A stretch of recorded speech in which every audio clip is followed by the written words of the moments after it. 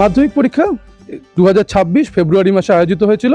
সেই পরীক্ষা শেষ হওয়ার পর প্রায় 3 মাসের অপেক্ষার শেষে আজকে ফল প্রকাশের পর সিউড়ির প্রিয়তোষ মুখোপাধ্যায় তিনি জানতে পারলেন এবার মাধ্যমিকে গোটা রাজ্যের মধ্যে দ্বিতীয় স্থান অধিকার করেছেন তিনি।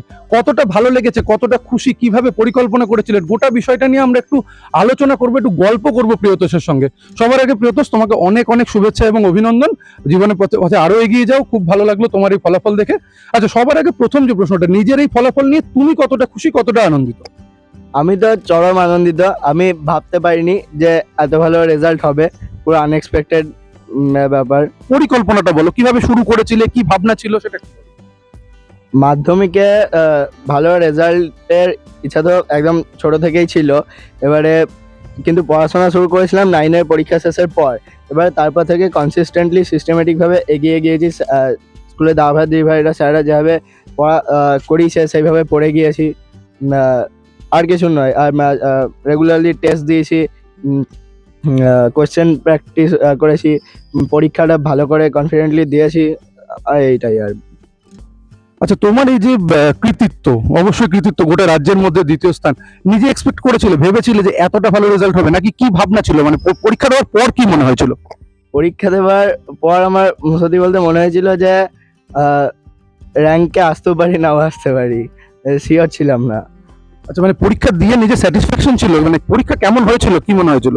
হ্যাঁ, পরীক্ষা ভালো হয়েছিল, প্রশ্নও কমন পেয়েছিলাম, ভালো লিখে এসেছিলাম, সেই জন্য রেজাল্ট ভালো হবে এটা আশা করেছিলাম।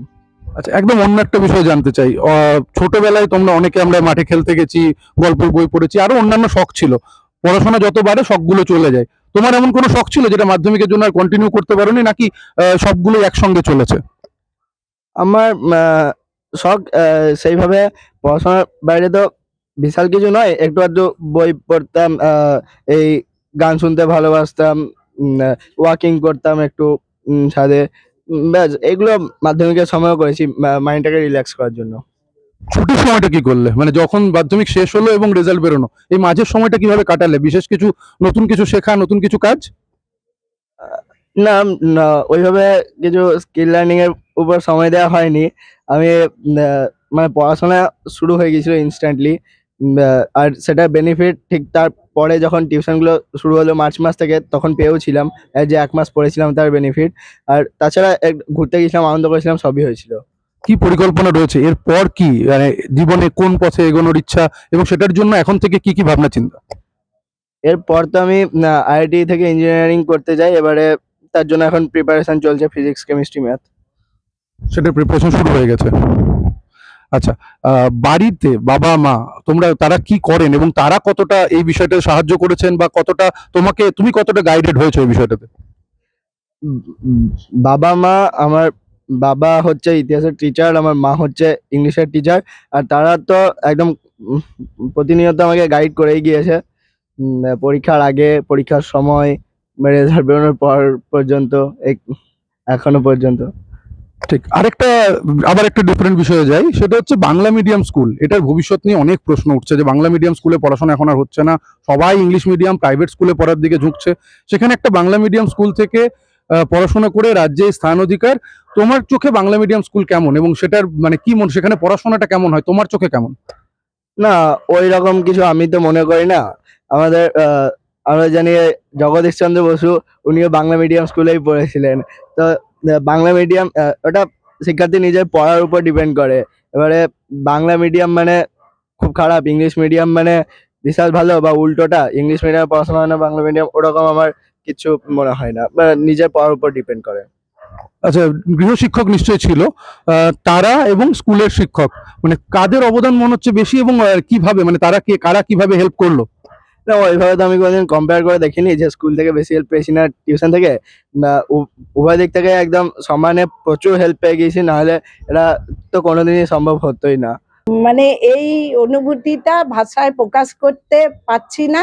মানে আনন্দ, খুশি সব মিলে, মানে প্রথমে খবরটা শুনে আমার চোখ দিয়েই জল বেরিয়ে গেছিল। এত বড় অ্যাচিভমেন্ট মানে জীবনে আসবে ছেলের মাধ্যমে, এইটা আমি ভাবিনি। সেটা নিশ্চয়ই ছোটবেলা থেকেই পড়াশোনায় ভালো, কিন্তু এতটা এক্সপেকটেশন কি ছিল? না, এতটা এক্সপেকটেশন ছিল না। আর ছেলে ছোটবেলায় খুব দুরন্তই ছিল।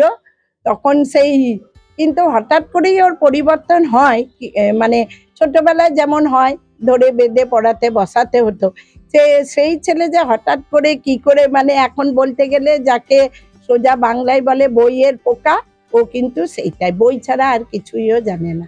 পড়াশোনার বাইরে বিশেষ কোনো শখ ছিল ছেলের? শখ প্রথম তো ছিলই যে ক্রিকেট, মানে সারাদিন রাত ক্রিকেটের খেলা দেখতো বা মোবাইলেও শুনতো সেসব টিভিতে, কিন্তু সেগুলো মোটামুটি 7-8 পর থেকে চেঞ্জ হয়ে যায়।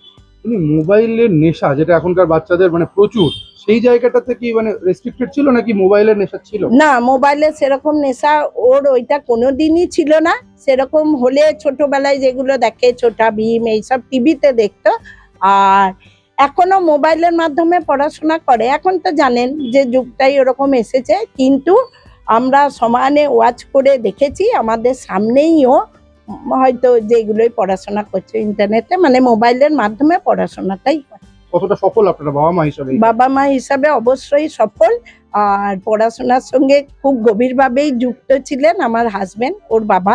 মানে পড়াশোনার ব্যাপারটা আমি যতটা না দেখেছি তার চেয়ে বেশি দেখেছে ওর বাবা। আর আমার বাপের বাড়িও মানে বা শ্বশুর বাড়ির লোকেরা তো ওকে এনকারেজ করতোই, মানে সবসময় আমাদের বাতাবরণটা মানে চারপাশের পরিবেশটা পড়াশোনা নিয়েই থাকতো।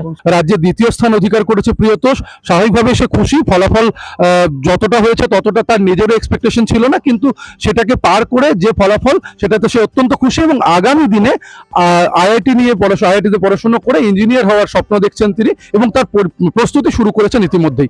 সিউড়ি থেকে সৌরভ চক্রবর্তীর রিপোর্ট, প্রতিদিন.in।